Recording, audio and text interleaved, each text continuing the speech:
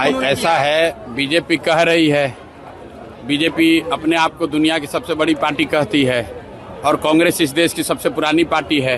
तो बीजेपी ने इल्ज़ाम लगाया है, कांग्रेस उसका जवाब देने में सक्षम है। हम लोग को उसमें क्या बोलना है? हम लोगों ने जो वीडियो देखा है उसमें वंदे मातरम पूरा गाया गया है। अब बीच में कौन रोक रहा था नहीं रोक रहा था वो तो सरकार को ही जानकारी होगी, उनको पता करना चाहिए।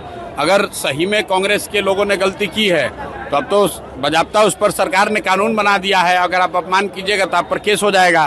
तो बयानबाजी करने के बजाय भाजपा को सोनिया गांधी पर केस करना चाहिए। कल मधुबनी गए थे सर, रोशन आनंद के परिवारजनों से अपने मुलाकात करने के लिए 10 दिनों का।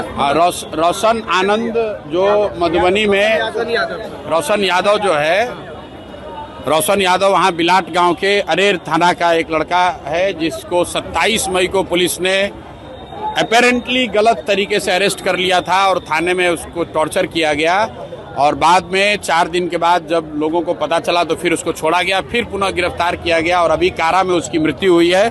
उसको लेकर हम लोग परिवार वालों से मिले हैं, सिर्फ परिवार से ही नहीं मिले हैं, उस घटना की जांच के लिए कल परिवार के साथियों के साथ, परिवार के लोगों के साथ वहाँ के एसएसपी से भी मिले, जिन्होंने ये आश्वस्त किया है कि 10 दिन के अंदर दोषी पदाधिकारियों पर जांचों उपरांत कार्रवाई की जाएगी। अगर नहीं होगा तो 10 दिन के बाद मैं वापस फिर से वहाँ जाऊँगा। और जो उसका दूसरा पहलू है, कारा में जो उस लड़के की मृत्यु हुई है, पोस्टमार्टम रिपोर्ट आने के साथ ही हम लोग डीएम से, चीफ सेक्रेटरी से, सबसे मिलेंगे ताकि एनएचआरसी के गाइडलाइन के हिसाब से कारा में अगर किसी की मौत होती है तो जो सजा का प्रावधान है, जो अधिकारियों पर कार्रवाई होनी चाहिए, जो परिवार को कंपनसेशन मिलना चाहिए, उसको लेकर फॉलोअप किया जा सकता है। आपको अहंकारी बता रहे हैं सर, आपको अहंकारी बता रहे हैं, कह रहे हैं कि हम संस्कार। चलिए ठीक, अब मनोज तिवारी से हमको सर्टिफिकेट लेने की जरूरत नहीं है।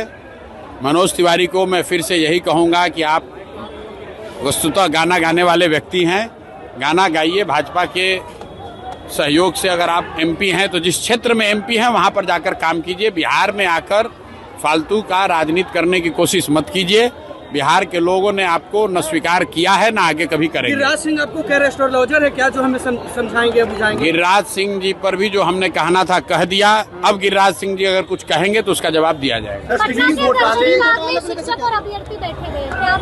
अब मेरी जानकारी में है कुछ वहाँ पर पीएचडी के छात्र हैं जो बहुत दिनों से आमरण अनशन पर हैं और कुछ दूसरे अभ्यर्थी भी बैठे हुए हैं, हमारी जानकारी में है। अभी मैं गया नहीं हूँ, जरूरत होगी तो जाएंगे। डस्टबिन घोटाले की हमको बहुत जानकारी नहीं है। जो वीडियो पर मीडिया के माध्यम से हम लोग देख रहे हैं जिसमें ये बताया जा रहा है कि साधारण सा दिखने वाला 500 या 1000 रुपए का डस्टबिन अपेरेंटली 15,000 रुपए में खरीदा गया है। मेरे पास उस विषय से संबंधित कोई पुख्ता जानकारी नहीं है। मीडिया के माध्यम से जो बात बताई जा रही है हम लोग उसको देख रहे हैं। जब पूरी बात हमारी संज्ञान में आएगी, अगर हमको उसमें कुछ कहने की जरूरत होगी तो कहेंगे। कल शपथ लेने जा रहे हैं सर, कल शपथ लेने जा रहे हैं। विधायक का शपथ है, कल जो प्रक्रिया उसको पूरा करेंगे। दिलीप जायसवाल अपने आप को ईमानदार बता रहे हैं, वो कह रहे हैं कि हमको जो एक्सपोज करेगा वो पहले ही एक्सपोज हो जाता है। अब दिलीप जायसवाल जी के चाल चरित्र चेहरा को जनता के सामने रखा गया है। दिलीप जायसवाल जी को भी मालूम है, बिहार की जनता को भी मालूम है, उससे आगे उस पर कुछ कहने की भी जरूरत नहीं है।